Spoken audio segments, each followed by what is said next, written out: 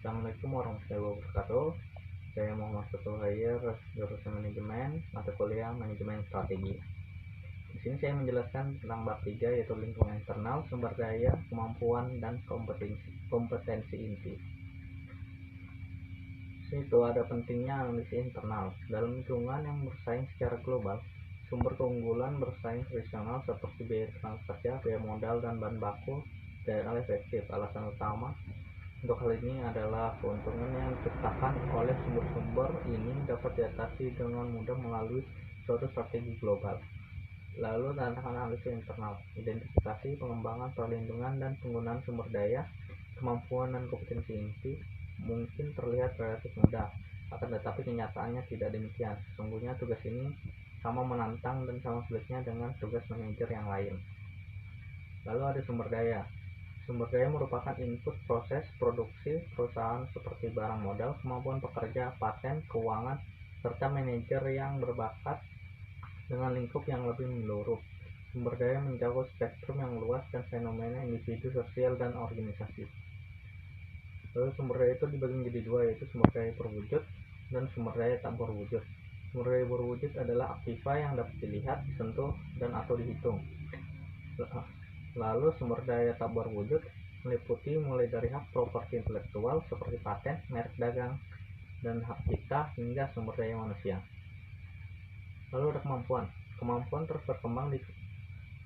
terus dikembangkan sebagai hasil dari interaksi kompleks yang menguntungkan dari saling keterkaitan antara sumber daya yang berwujud dan tidak berwujud berdasarkan perkembangan, transmisi, dan pertukaran atau berbagi informasi dan pengetahuan.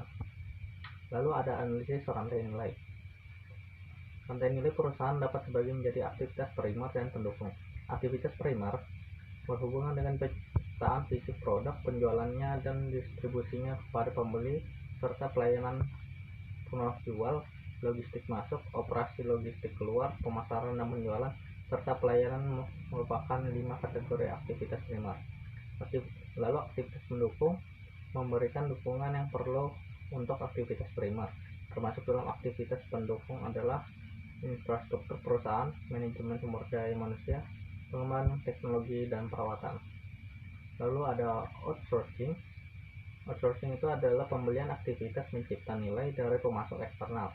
Alasan strategik untuk outsourcing adalah meningkatkan fokus bisnis, memberi akses pada kapabilitas kelas dunia, mempercepat manfaat business reengineering, membagi resiko, dan sumber daya bebas untuk tujuan yang lain. Lalu ada kompetensi inti.